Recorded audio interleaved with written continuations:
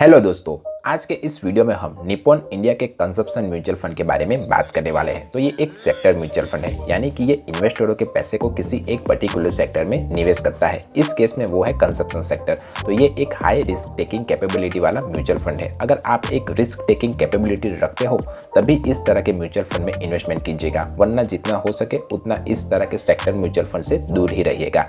अब हम इस म्यूचुअल फंड के पास्ट रिटर्न्स के बारे में जाने तो इसने एक साल में 13.4% का, 3 साल में 23.8% का, 5 साल में 14.4% का और ऑल ओवर 15.2% का रिटर्न्स अपने इन्वेस्टरों को लाकर दिया हुआ है।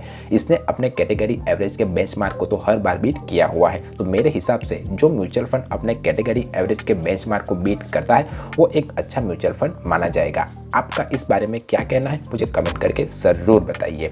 इसका एक्सपेंस रेशियो 1.65% है, जो मेरे हिसाब से काफ़ी ज़्यादा है। अब जिसे नहीं पता कि एक्सपेंस रेशियो किसे कहते हैं, तो जो एएमसी होती है वो हमारे पैसे को मैनेज करने के लिए हमसे कुछ फीस चार्ज करती है और उसी फीस को वो एक्सपेंस रेशियो के तौर पर हमें बताती है। तो जितना ज़्यादा एक्सपेंस रेशियो होगा उतना ही कम आपको प्रॉफिट होगा। ये तो सीधी बात है। इसका एग्जिट लोड 1% है। सर्टेन टाइम ऑफ पीरियड से पहले अगर आपने इन्वेस्ट किए पैसे को निकाला तो आपको 1% का एग्जिट लोड चार्ज देना पड़ेगा।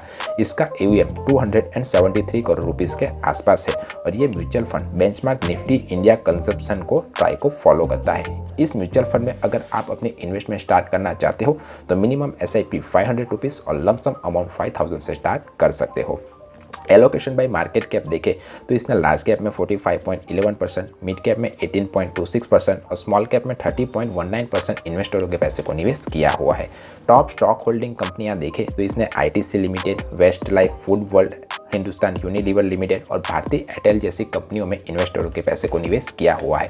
और एलोकेशन बाय सेक्टर देखें तो इसने consumer and staple, service, consumer dictionary and automobile sector में इन्वेस्टरों के पैसे को निवेश किया हुआ है। रिस्कोमीटर में आप देख सकते हो कि अगर आप इस म्यूचुअल फंड में इन्वेस्टमेंट करते हो तो ये एक high risk taking mutual fund है। तो सोच समझकर इस म्यूचुअल फंड में अपने इन्वेस्टमेंट को स्टार्ट कीजिएगा। इसका स्टैंडर्ड डिविएशन 18.88 है, जो अपने कैटेगरी एवरेज के स्टैंडर्ड डिविएशन की तुलना में कम है।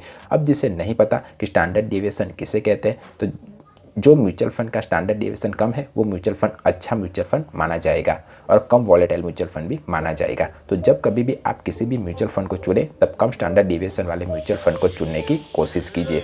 इस पर लगने वाले टैक्स के बारे में बात करें तो अगर आपने 1 साल के बाद अपने निवेश किए पैसे को निकाला तो आपको long term capital gain tax 10% का देना पड़ेगा। उसमें से भी आपको 1 लाख रुपीज़ का अजम्पशन मिल जाएगा।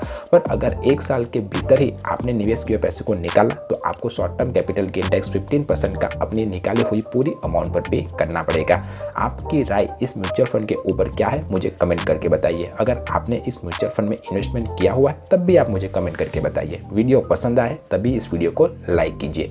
मिलते हैं अगले वीडियो में, तब तक के लिए बाय बाय।